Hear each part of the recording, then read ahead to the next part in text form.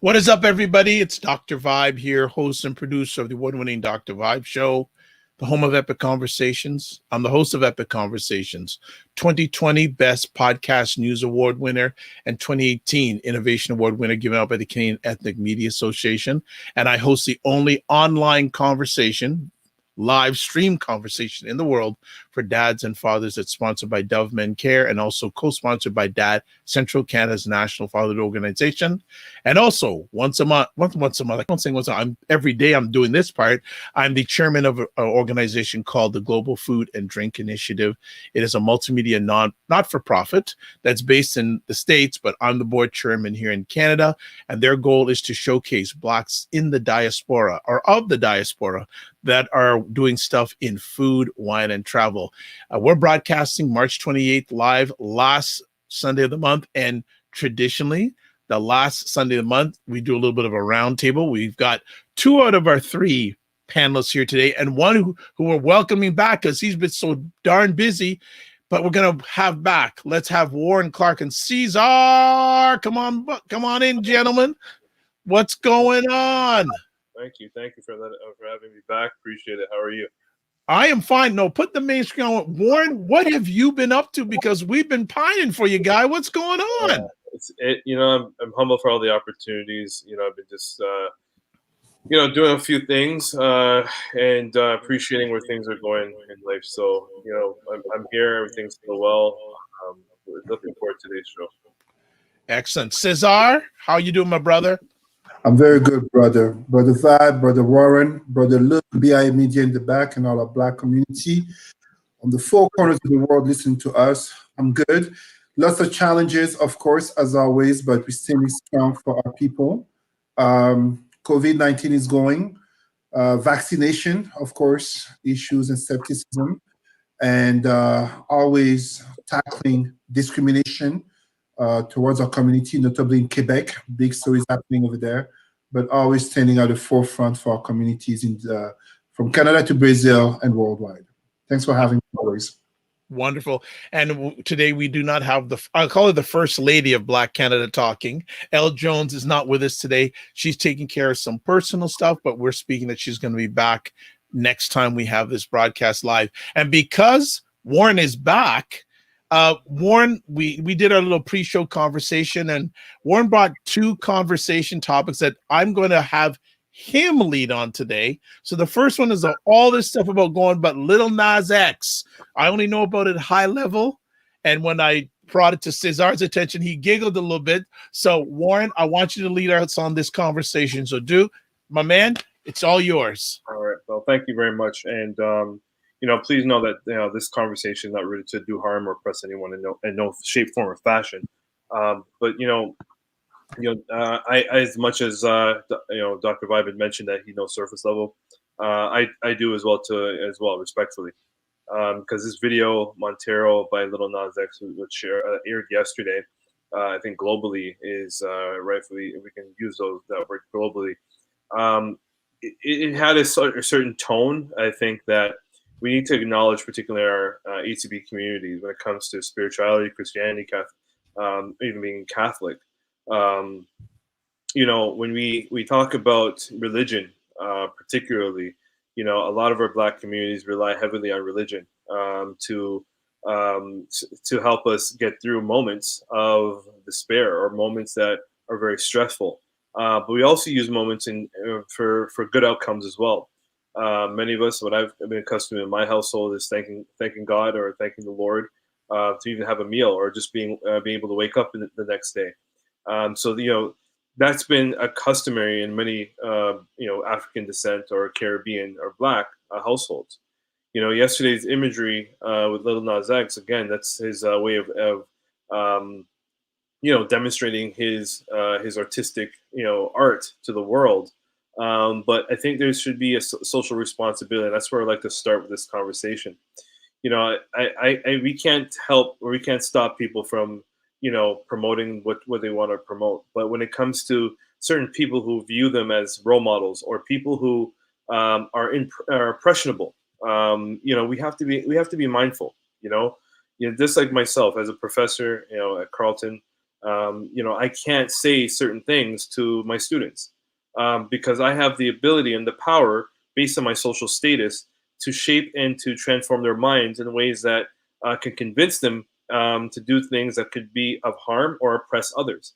You know, so it's very important that, you know, when we have a certain platform, we have to acknowledge who's watching us. You know, when we talk about theories such as phenomenology, which I'm not going to go too deep into it, but it's something that's really relevant right now. You know, phenomenology is the study of human experience. It's particularly in the social world, and we learn through different modes, meaning historical notions that inform us because we live in a historical world. We come to this world knowing, not learning. Or so we come to this world learning, not knowing. Sorry, we come to this world through learning through intersubjective, which is the intersubjective of other people, intentionally and unintentionally.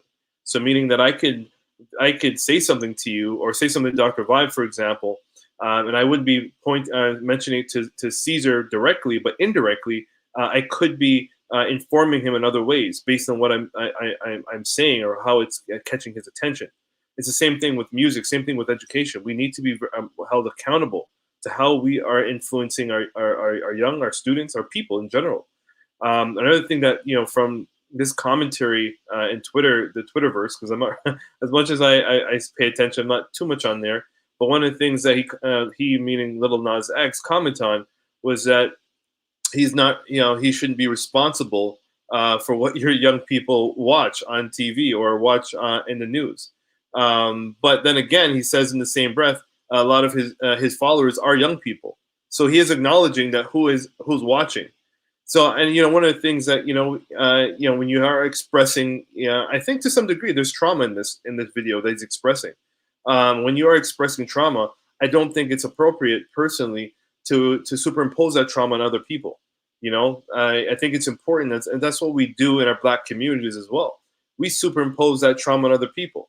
You know, I'll start with relationships. I think that's part of the next part of our conversation where we're heading to. You know, when, for instance, you know, Black men, you know, not to call out all Black men or generalize Black men, but many Black men, when they're not experiencing or not having an outlet to address trauma, you know, sometimes their partners are the casualty of that trauma. You know, and right now, particularly with this Little Nas X, the casualties of his trauma are the audience. The casualties of what he's gone through and how he wants to express himself are the young people who he says are watching his stuff. So I think it's really important that we who am I to say, go on record to say that he's wrong? You know, I think right now we need to be more aware of our moments we live in.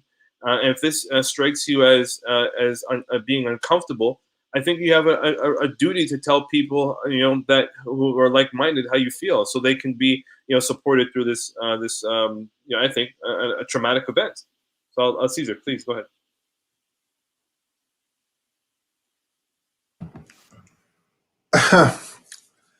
Brother, you're putting me in an interesting situation where I agree, but also disagree with you. First of all, I want to say the agreement part. Brother Warren is absolutely correct in terms of the very importance of role modeling.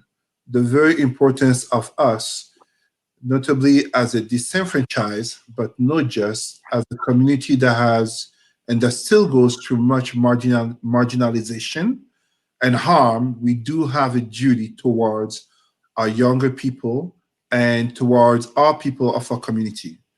And I will even agree further in terms of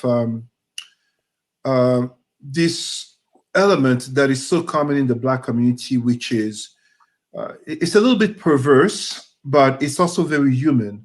We tend to put to the forefront too often our pain, our wounds, and expose them as entertainment to all.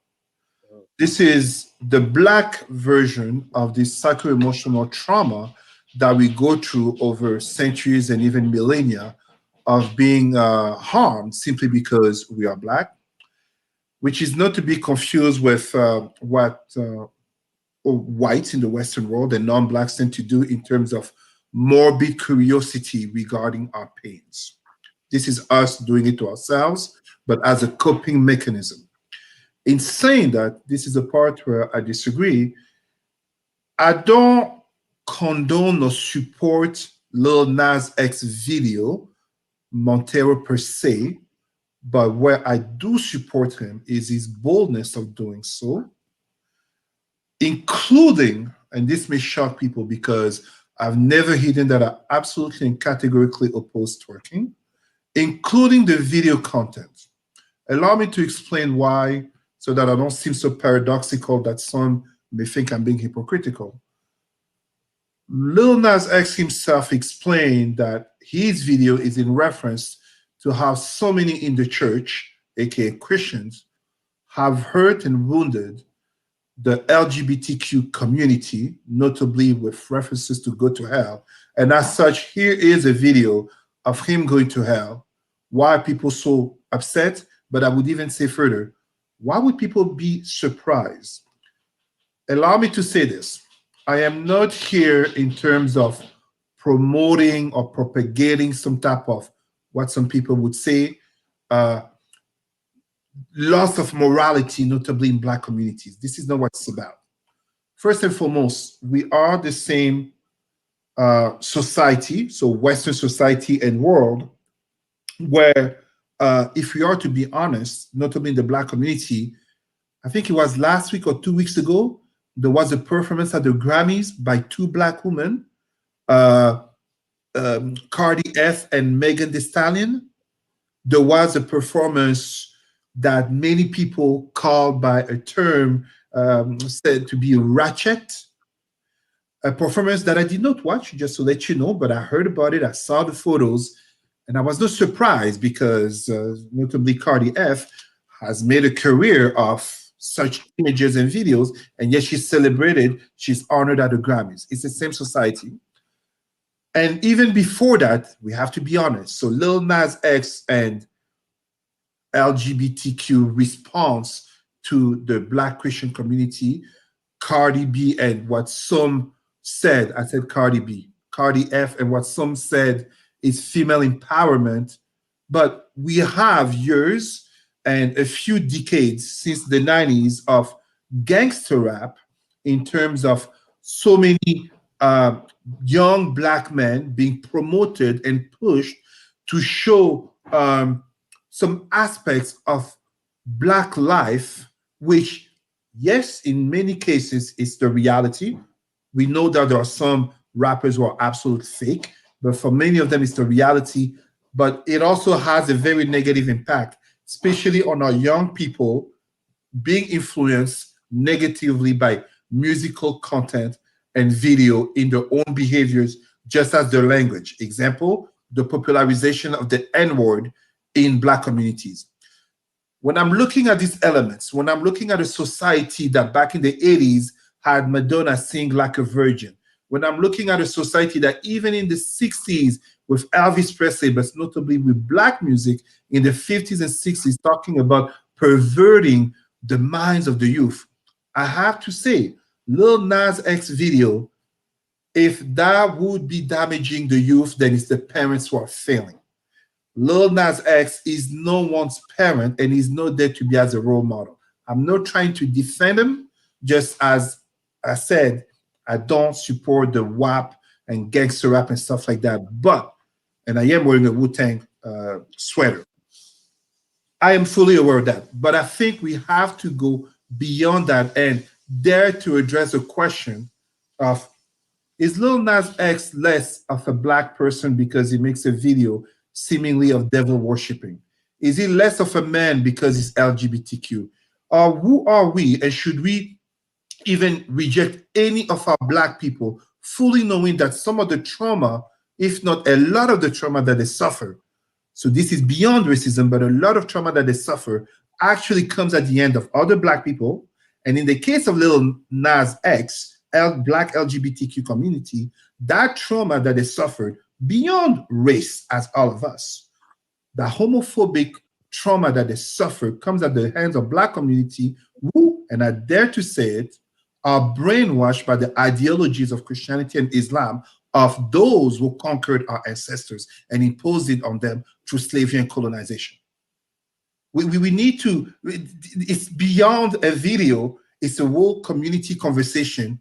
It's beyond religion, it's a matter of our own identity. As so often it's said, black people hate everything about slavery and colonization except Jesus and Allah. We have a problem. So I'm not here to say that I support this video. Like, I didn't see it coming. I don't think I ever heard that song that made it famous. I think Old Town Road. Honestly, I never heard it. I never heard it. I see videos, I'm not there, but I have to say it. If we are to oppose that video, we need to have a real conversation regarding our own black community. Who are we to reject our black sisters and brothers who are of the LGBTQ community, and as such cause upon them trauma that lead Lil Nas X to make such a video very purposefully to offend, to provoke, and as he said himself, for so long, you wanted us to go to hell, I'm taking you there. Can I respond to that? Thanks. So, Cesar, I don't think we're far off. I don't think we're really in disagreement, to be honest with you. I think we there's parallels between you now where there's solidarity still, and like where I left off and where you just finished, and the word we're both using, right? There's trauma in that video. I think that's not addressed, and I think that the trauma, and again, let me be very, very clear. Who am I? As I mentioned, who am I to judge anybody who's right or wrong? That's not what I'm here to do. What I'm pinpointing is the trauma and how we are in superimposing that trauma on other people. We've seen that in many moments. I'll use the example of education. Those are spaces that I frequent more often. We notice that, and I use trauma loosely in this conversation, in this point, and not to say that it's a pass, okay? But we did experience how someone feels about our African descent community in the academic space as a professor using the N-word. It doesn't give them a pass to use it. Let me repeat, it does not give them a pass to use the N-word in academia, the way in which it was used. But it's still their way of dealing with and how they respond to African descent people, which then in turn impacts the students, particularly African descent students in those classrooms, which then provokes a different type of trauma on top of within or with those students. It's the same thing with this video. Is if Lil Nas X, as he mentioned, and you segue to it nicely, Cesar, and I appreciate that. As Lil Nas X mentioned, he had trauma or experienced trauma in the church when he was younger. Parents, friends, family, who knows? I don't know. We weren't there for that, But he does clearly identify that trauma he experienced. Well, guess what? I'm going to show it. I'm going to put it in your face that I'm going to help, as you mentioned. So, if we're taking this example, this is an example of how we are not addressing our trauma within our Black communities.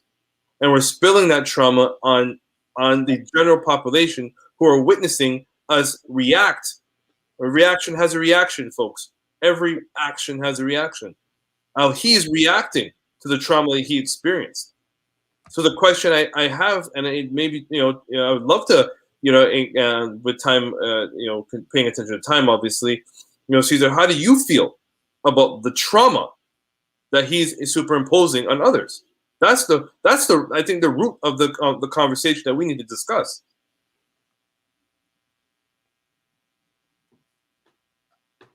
I would say the question is good, but I would say that it is upon each and every one to react to the trauma of another from their perspective, especially to open the mind and the heart.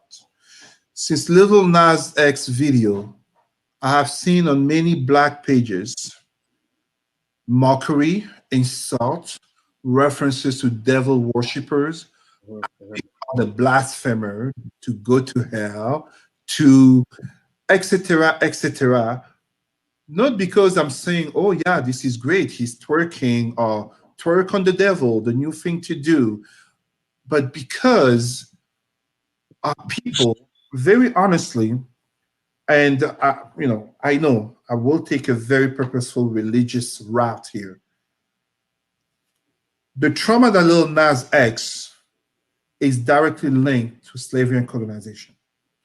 If you want to address it towards our people, we need to educate, not to be us, Warren and I, who are educators, who are in these places of higher learning, will have, I don't like to say some type of Black privilege, but worked hard to get to where we are. We need to awaken the minds of our people into a truly Pan African pride of the identity and roots that notably comes to understand the trauma that he suffered only came from the religion of others.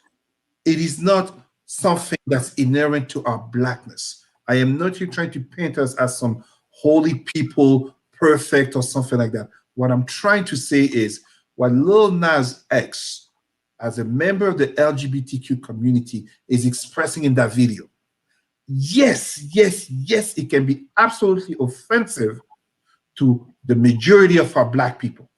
But when it comes to the content of that video, the majority, the vast majority of our Black people, I believe it's the Pew Institute had released a study that said in the world that we live in today, if I'm not mistaken about the numbers, 90+% of Black people follow religions where the savior is white, the prophet, the God, the messenger is white, aka those are not our religions. The construct of our psyche on religion and spirituality is non-Black. And as such, the trauma that he has suffered is a trauma that we must educate our people to look at, taking a step back, to learn more, to understand that we should not be condemning our people for being LGBTQ, that being LGBTQ is not some sin, is not something that will send you to hell, is not something that is deviant or a perversion. It is something where, whether it's my brother, my sister, or that brother or sister that I don't know, LGBTQ, I will embrace you. I will hold you in my arm, and you can count on me to stand up with you because we are Black together, and that's how we are seen first. If Lil Nas X had seen more solidarity from our church brothers and sisters, and notably from the community, let's be honest, our Black community kills trans people who are Black. They don't go kill white trans, they kill Black trans. The rejection of Black men who are homosexuals and Black women who are lesbians is extremely pronounced and is condoned in the name of the Bible or the Quran says. Yet how many of our Black people know the mentor to MLK, Martin Luther King, Bayard Rustin, was gay?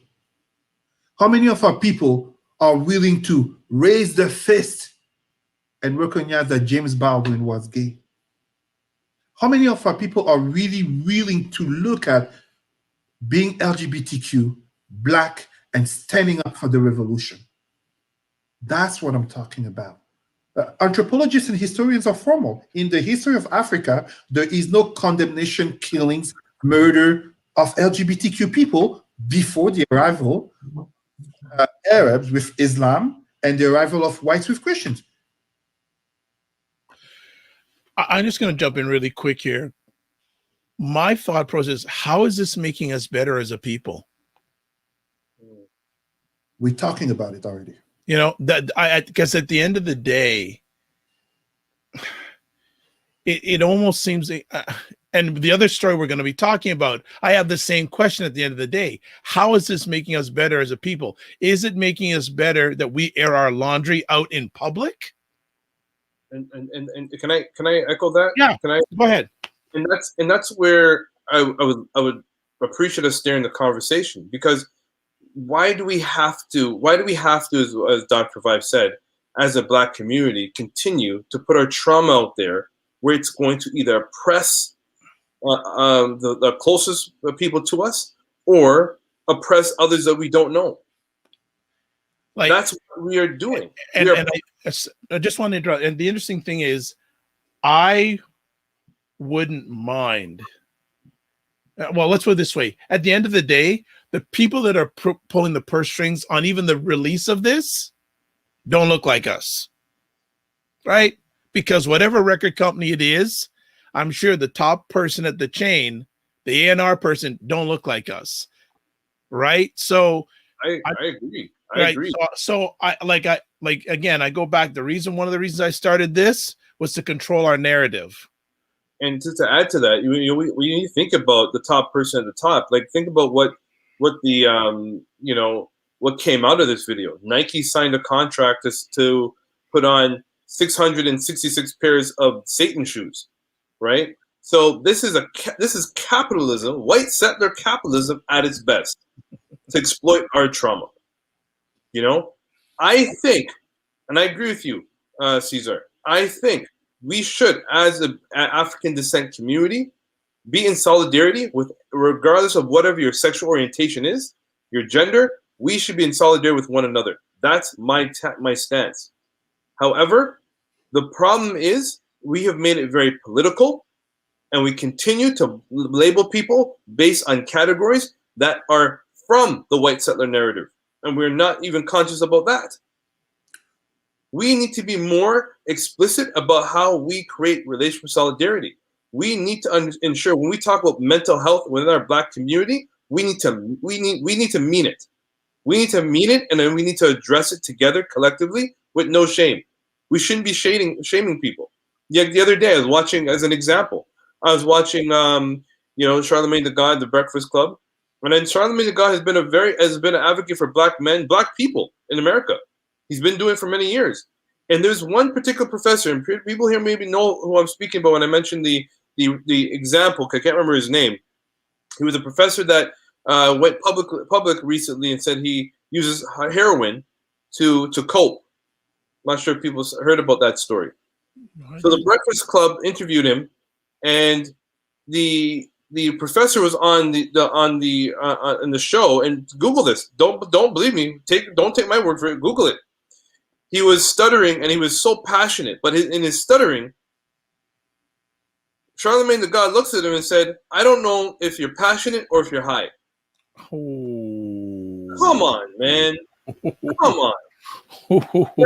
I understand, sometimes you got to call some people out. I get it. But you mean to tell me this guy is being vulnerable in public, and you have a social status? Remember, I said social status at the beginning of this conversation.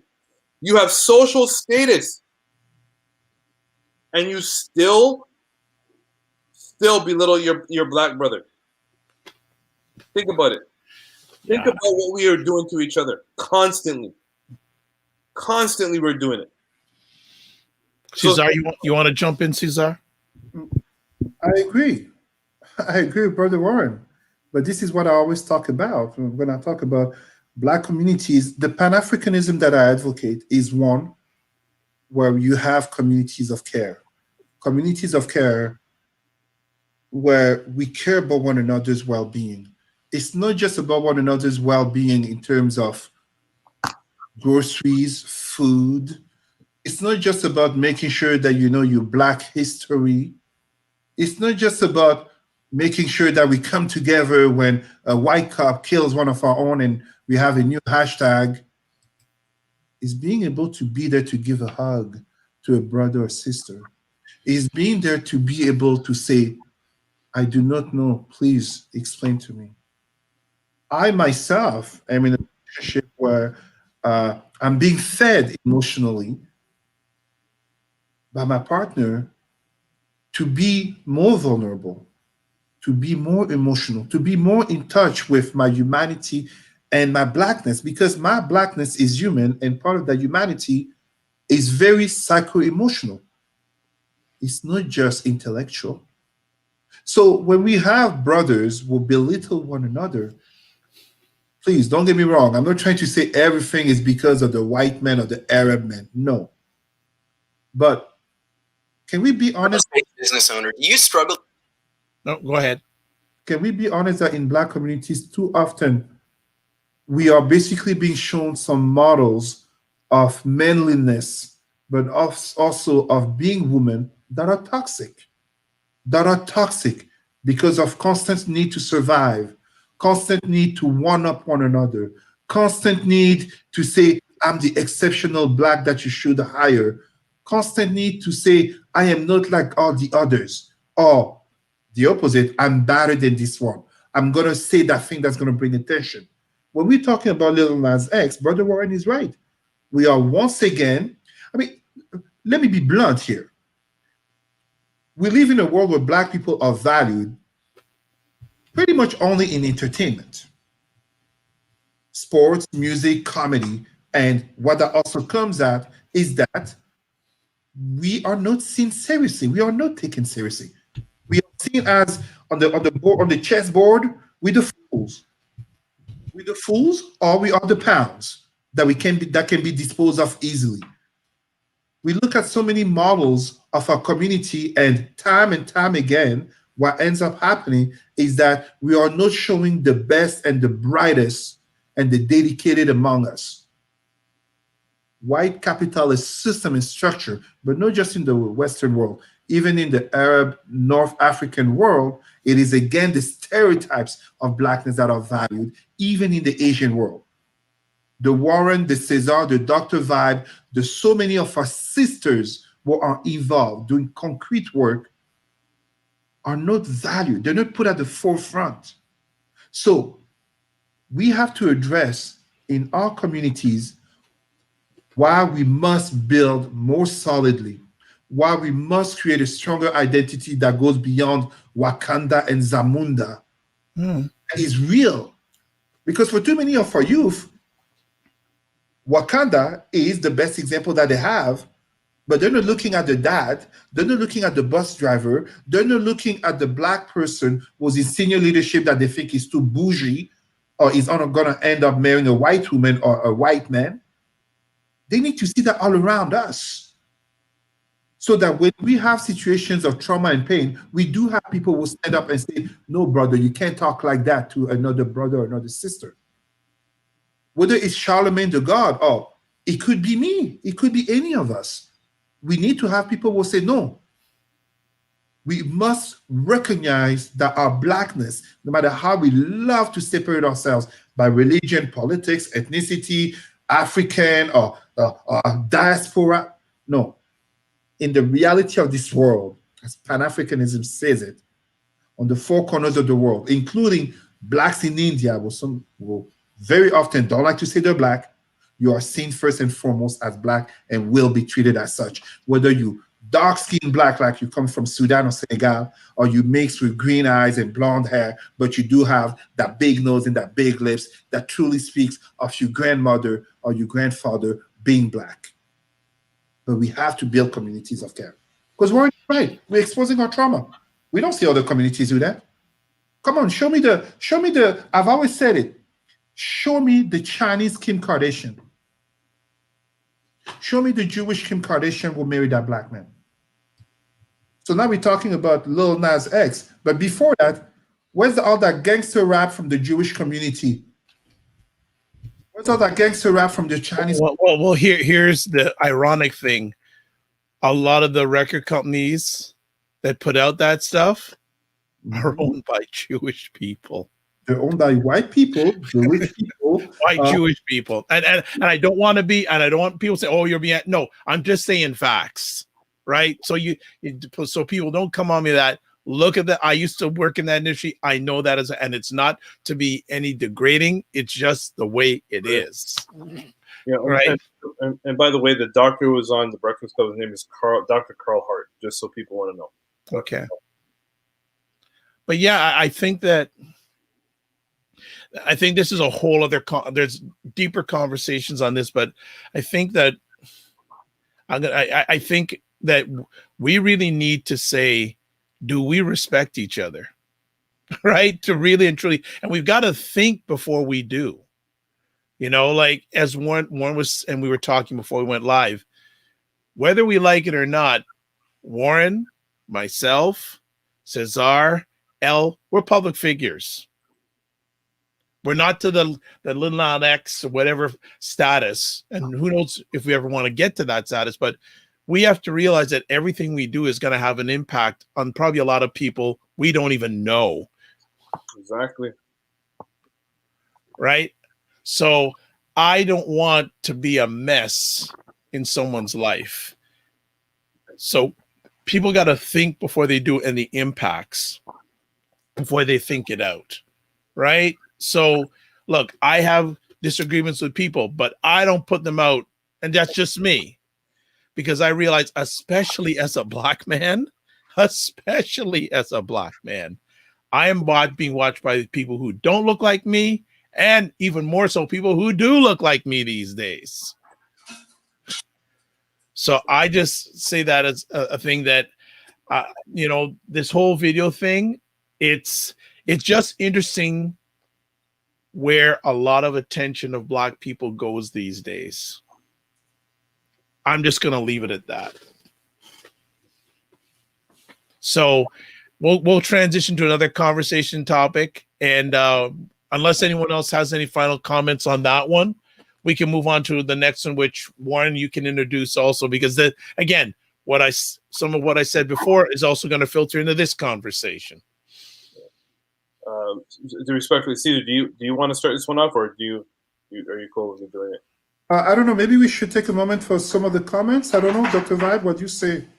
Well, there's two I'm not going to read because I think it's a whatchamacallit, spammer or whatever you want to call a bot. And Sarah's saying, there's mad at Cardi and Megan, but has to be better way and venue to celebrate black female sexuality. Agreed. And then Sarah also says, blackness is already pathologized enough by the mainstream. We don't need to pile it on. I don't disagree with that too much. I think a lot of times we're piling it on. I don't think anything much. I think we'll need to, outside of this, or maybe have one episode where we just spend a whole conversation on all of this. Full time. Full stop. So let's go to our second conversation piece. Warren or Cesar, want to open it up, please? Warren, go ahead, brother. Okay, cool. So here we go. Derek Jackson has recently been on social media with his infidelities, and I say this respectfully because I really want to position this, and I wish Elle was here so she could add her feminist lens, respectfully said, on this topic. But I say this respectfully, dragging his wife into the mix the way in which he did. I'll start by saying that, you know, especially, you know, the Afro-Caribbean Mentorship Program, this past Friday, we had a Black Women Empowerment Month event. And, you know, I continue to learn about myself as a black man and my relationship with black women. And I continue to learn the oppression and the continuance of sexism that black women experience, especially in these white settler moments, or contemporary moments we live in. And I must say, you know, there are some black men who idolize on being the white man with that patriarchy, misogyny, and wanting that power through a capitalist way of doing it.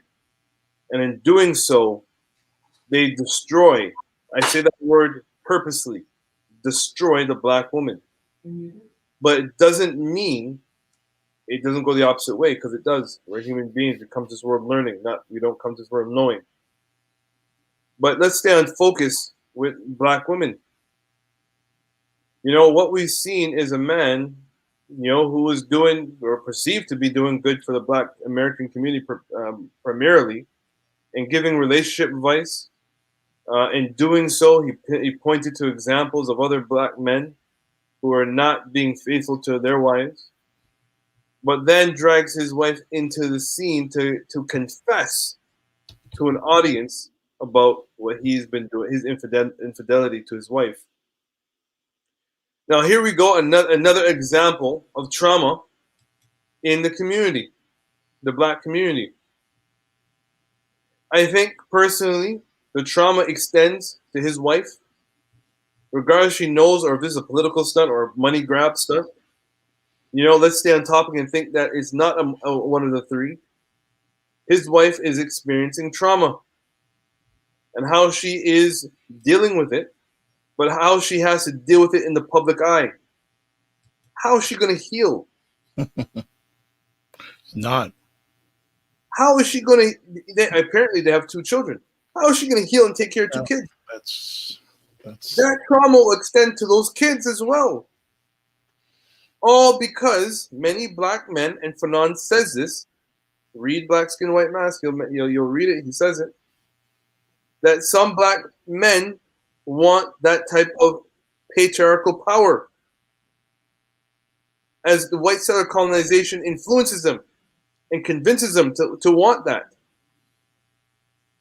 And this is an example of that, as Derek Jackson, is using his social status, yet again, another example, black man, using their social status to then to put his power and cover up. I think it's a smokescreen to say, well, I made a mistake and we're moving on. But is that satisfying? And if it's satisfying, for who? well it's satisfying for him. at the end of the day, it's going to be satisfied for the white males that are in power already. Mm. At the end of the day, that's what's going to happen. I'm just going to interject for a few seconds. Last week, we had an incredible conversation. We had a great panel discussion of incredible black women. We had Nicole Waldron. We had Joan Pierre. We had Shirley Joseph. We had, I'm going to forget out east. It's going to be bad if I forget her name. Sylvia Paris. And we also had Sarah Yango on.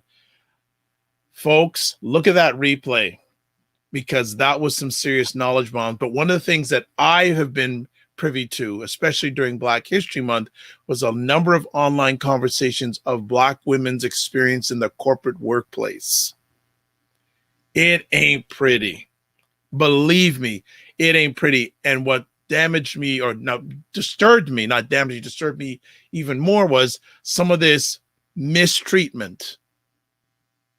Not even bad treatment, this ignorance was coming from people that look like the 3 men that are on this screen right now. And I think it's apropos we're having this conversation on March 28th, because it is coming to the end of International Women's Month. The experiences that I'm going to say many, not some, many of our sisters are going through is wrong. It's just flat out wrong.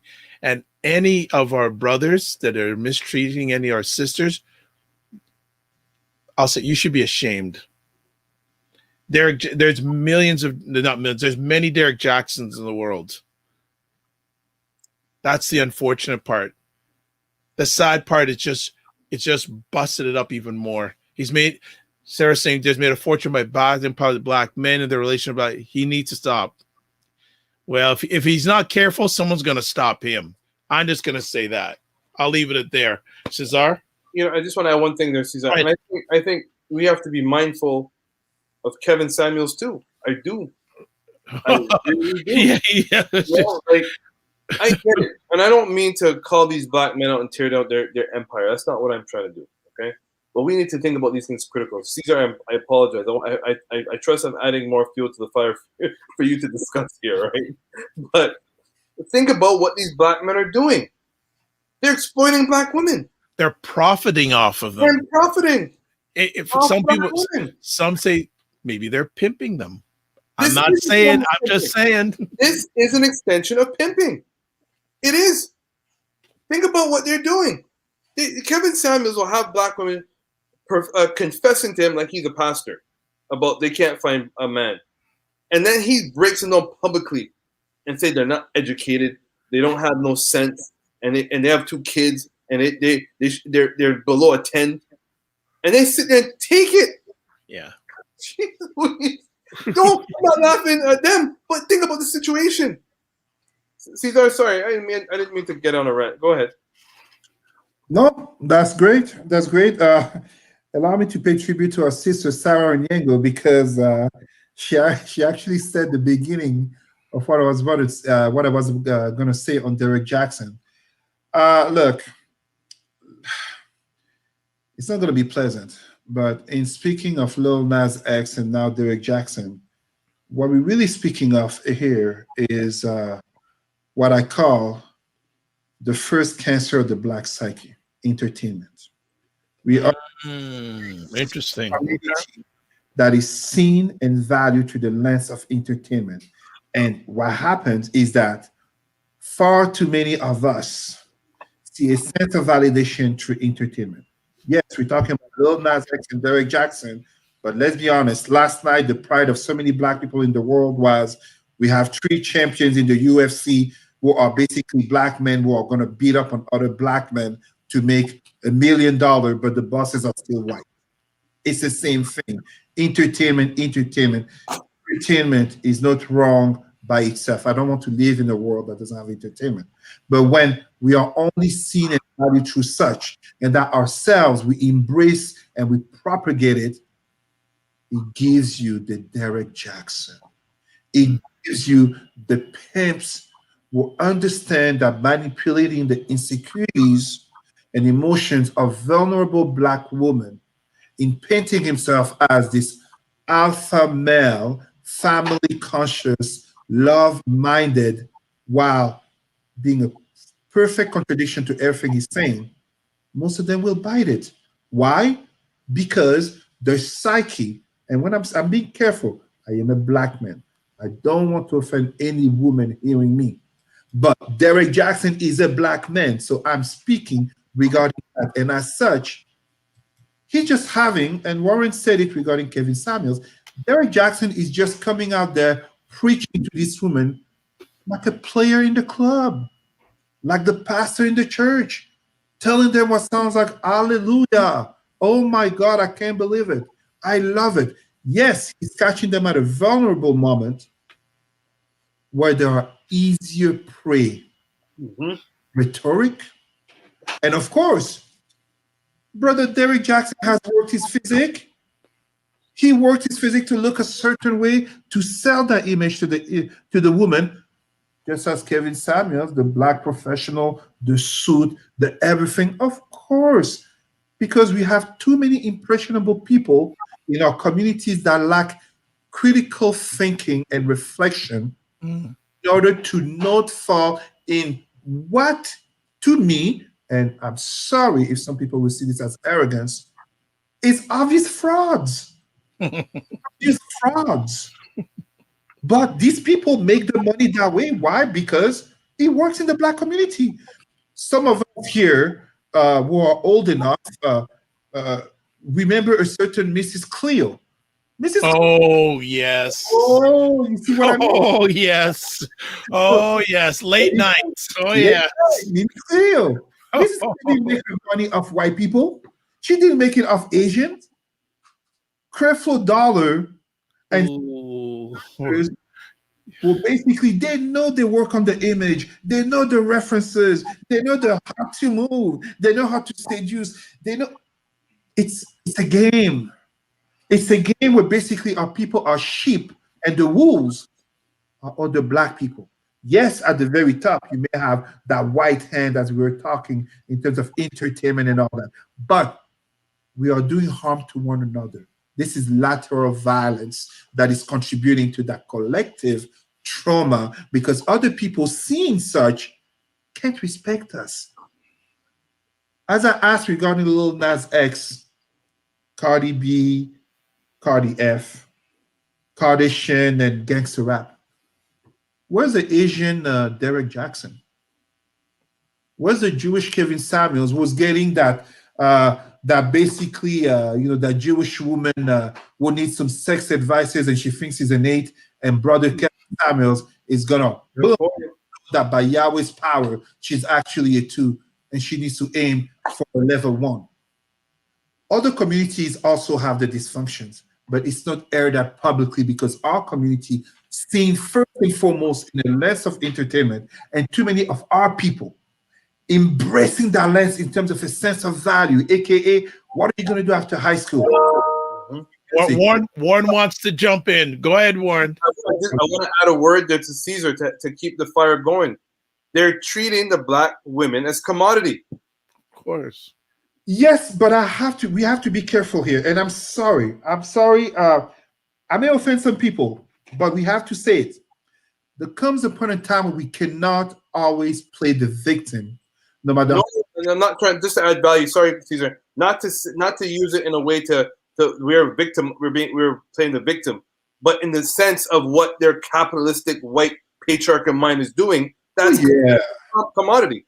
Yeah, absolutely. In that sense, I definitely agree because, and I'm going to be honest. In many ways, I sound more like Kevin Samuels.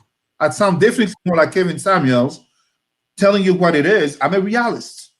I am a realist. Then a Derek Jackson was going to tell you what you want to hear. But nowhere did I think, let me make some money out of it and be there like, big black man, taking advice, listening to women, giving them advices and throwing them under the bus by giving them a reality check, aka that, you need to aim lower for the type of men you want to have. Our black people need reality, but guess what? Giving that reality talk must always come with compassion and solidarity. Reality talk always must come with compassion and solidarity in order to create unity. If not, it becomes toxic and we become the wolves preying on the sheep all in the same community. The others just have to stay and watch the show and be like, hey, look at those black people. Last week he was WAP at the Grammys. The week after it's Derek Jackson. Lots of white people were like, I have no clue what's Derek Jackson, but hey, my God, and their wife, and he holds his hand, and you see a situation of some type of abuse going on. Did she get forced? And then but let's be careful. His wife was also bashing dark-skinned sisters, and I will not condone that. So she's not some type of perfect victim. Nobody's perfect, but she was also bashing dark-skinned sisters. The hypocrisy is too foul. The entertainment has corroded the minds of too many black people. It's a corruption that is becoming seen, attached to the skin as a stain. It becomes a problem when Warren, as a professor in a university, I, as a director in the government, want to be talking seriously, but there's at least that one white person, Arab, Asian, Jewish, Indian, etc., in the room was looking at us and be like, is it related to Cardi F, Nas X, Derek Jackson? You sound like Kevin Samuels, Cesar. How many times do I get told, like, Mr. T because of my earrings? Mr. T didn't wear my earrings. These are my ethnicity, but what's the only reference that they're going to have is from entertainment, aka Mr. T, in the same sense as Warren, with his toucan and his beard. Someone might look at him and say, hey, you look like Tyrone. Of course, he doesn't look like Tyrone because he's black and he has a certain. You see what I mean? So our people must hold ourselves accountable because the Derek Jackson, the Kevin Samuels, the Lil Nas X, the Cardi F, you give the name are part of our community, making it easier for the white CEO to exploit it for self-destruction, but also for the Kardashians to come into our community for self-destruction. I mean, Kanye West, Kardashian said herself that what was too much for her was when Kanye West tweeted that her and her family were white supremacists. I don't like Kanye West, but I definitely don't like Kardashian. But when we have all these elements, we are making ourselves even more vulnerable than the vulnerability that we have because of history, politics, socioeconomics, etc., etc. We are basically contributing to our own demise and in the plain sight of our community. Pan-Africanism, my Pan-Africanism can never accept that. Derek Jackson is a fraud, is an absolute fraud. But we must not forget he's one of our own. But he became like that because he saw a vulnerability in our communities that have such a high rate of single mothers, in our communities that have such high rate of notably separation, divorces, and harm, not just physical, but emotionally, psychologically, financially. And we are at the end of the month for a month dedicated to women. You can't raise a nation if you walk on the woman. You can't build the next generation if you walk on the sisters. I'm not here being a feminist. I'm not here being some type of women's rights, whatever you want to call it. I'm being the Pan-Africanist of Thomas Sankara. I'm bringing the Pan-Africanism of Kemet, where women rule. The Pan-Africanism of Ya Asantewa, who led the war against the British, but also of Nani of the Maroons. We can't be there wanting to teach our kids Wakanda and look at all these models in history that have really existed, and yet we turn to our sisters and some of us mothers, and we refer to them with the B word because we have some black artists acting a fool on TV because of WAP or any other things or gangster rap. We have to hold ourselves accountable. I'm sorry, I'm not trying to be too harsh, but remember, show me that Jewish or Asian or Arab or Indian, Japanese, whatever you want to call it, Cardi F, gangster rapper, calling to rape, to kill, to destroy the community. We don't see them. If they are, I don't know them. And you know, because they control their narrative. They control the narrative. That's it. Our community is too loose.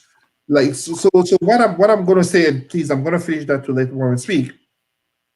I've really, in terms of my studies, in terms of my readings, I've really come, and this is a great conversation because I mean, obviously at first people, you know, when I shared on Facebook, Derek Jackson and Lil Nas X, people are thinking we're just going to talk about entertainment and, you know, three black men talking about it, and, you know, it's only going to be, you know, no.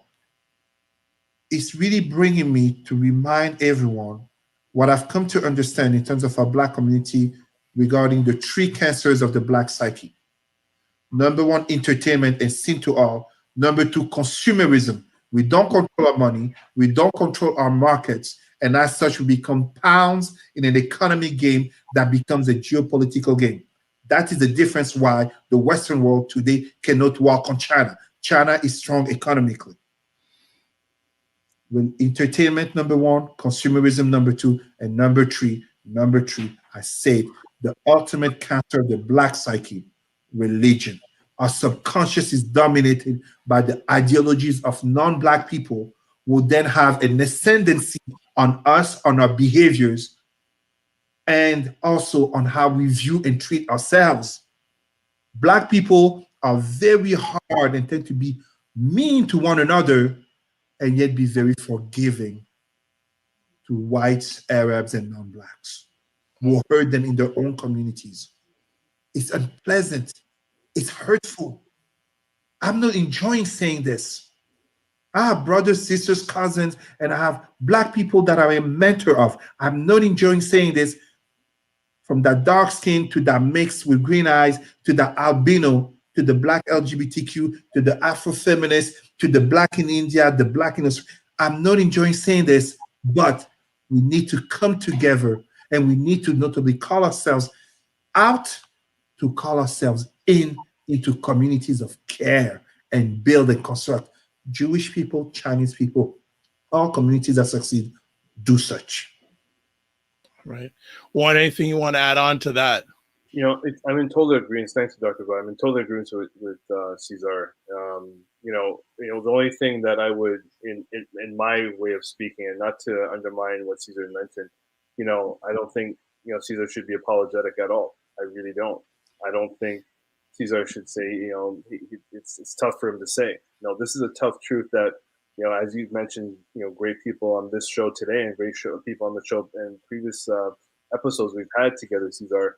You've mentioned the Marcus Garveys, you've mentioned, the Fanons, like I do, and you've mentioned the Martin Luther King, the Malcolm X, and those folks have been speaking this harsh truth before our time, right? So I don't think this is a harsh truth. And I saw Sarah's comment is, what do we do next? I think we need to be having these tough conversations. We need to be uncomfortable to get comfortable. That's the only way this is going to work. We're not uncomfortable yet.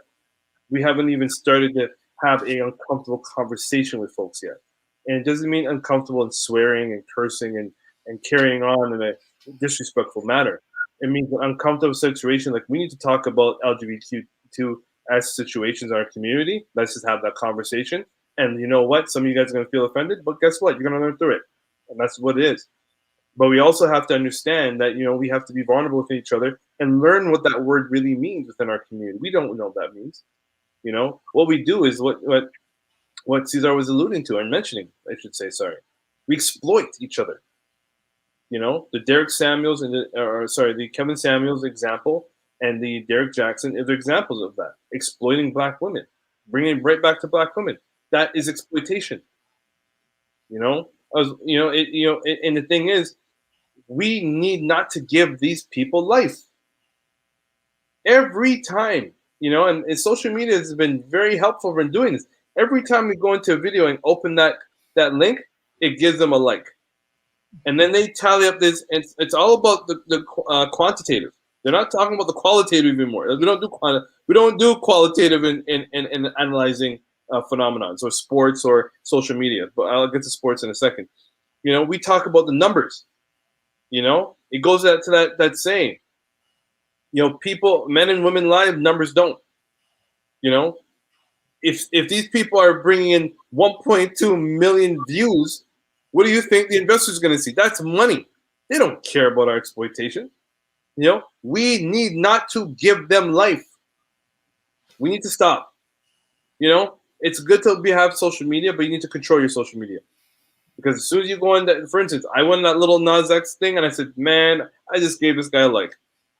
I just gave him a hit just because I opened it.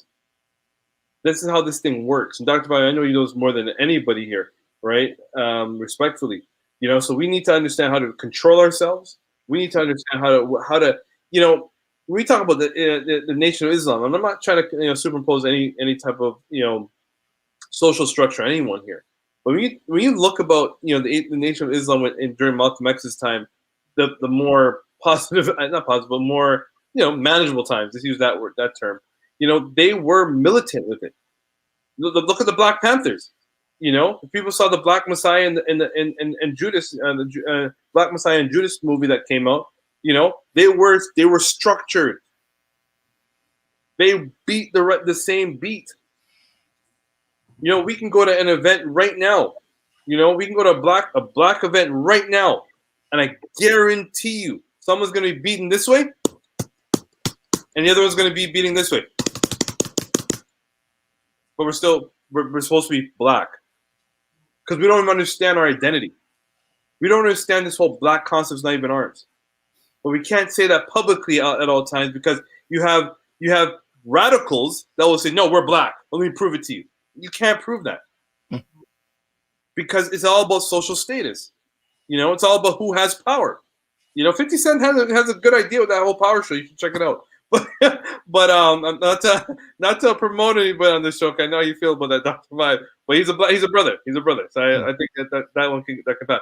But this is what I'm saying. We need to control our narratives. We need to learn how to control our narratives. So I'll end there. Thank you. I will just sum up. I think what a number of us have to do. We need to learn to play chess, not checkers.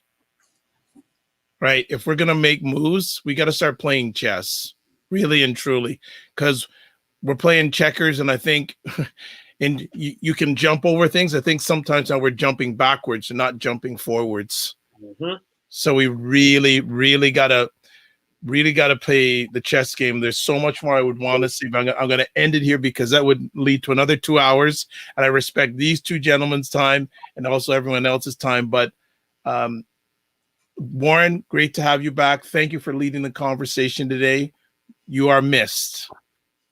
Thank you. And most importantly, I want to say to you, especially Warren, give yourself grace. Being very serious, say like you got a lot on the go. Give yourself grace.